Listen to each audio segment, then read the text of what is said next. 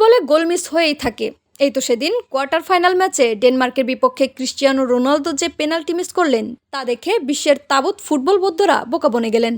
সবার মনে একই কথা জেগেছে, হালাই কামটা করলো কি। হা হা হা। আপনি রোনালদো বা মেসির গোল মিস দেখে যে সুখ অনুভব করেন, নিজের গোল মিসকে জাস্টিফাইড করেন, সেটা তাদের গোল করার সময় করতে পারবেন তো?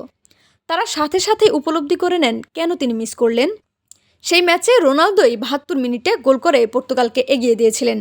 এখানে অনেক খেলোয়াড়ের উদাহরণ টানা যাবে, গোল মিস করেও হ্যাটট্রিক করেছেন। আগুয়েরোর কথাই বলতে পারি, চেলসির সাথে পেনাল্টি মিস করে হ্যাটট্রিক করে মাঠ ছেড়েছেন। ভারত বাংলাদেশ ম্যাচে আমাদের খেলোয়াড়রা যে একের পর এক গোল মিস করলো, তা থেকে তারা শিক্ষা নেবে কি? এই মিসগুলো কি আমরা আবার দেখতে পাবো? রিপ্লে। ভারতের গোলকিপার বিশাল প্রথমেই যে সুযোগটা দিয়েছিলেন তা গোলে পরিণত করতে পারেননি রাকিব। এরপর আবারও গোলের সুযোগ করে দেন বিশাল। বল কিক করতে গিয়ে খেলোয়াড়ের গায়ে বল লেগে বল ডি বক্সে পড়লে জনি খেলোয়াড়ের অবস্থান না দেখেই বল কিক করে দেন। দুর্বল শট ভারতের ডিফেন্ডার ফিরিয়ে দেন। এরকম অনেক সুযোগ বাংলাদেশ মিস করেছে।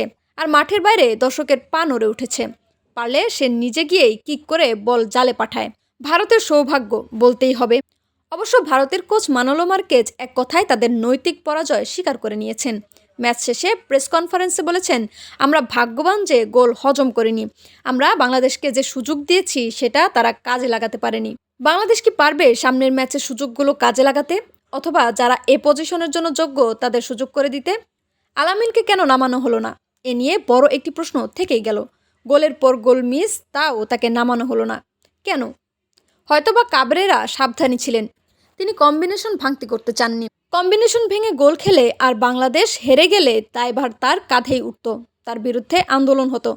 তাই হয়তো দলে তিনি কোনো পরিবর্তন আনেননি। কিন্তু পরের ম্যাচে তার মানসিকতা হোক বা বাংলাদেশের গোল স্কোরার হোক, এক্ষেত্রে পরিবর্তন আনতেই হবে। তা না হলে বাংলাদেশের ফুটবল প্রেমীরা হয়তো আবারও মাঠে নামতে পারে।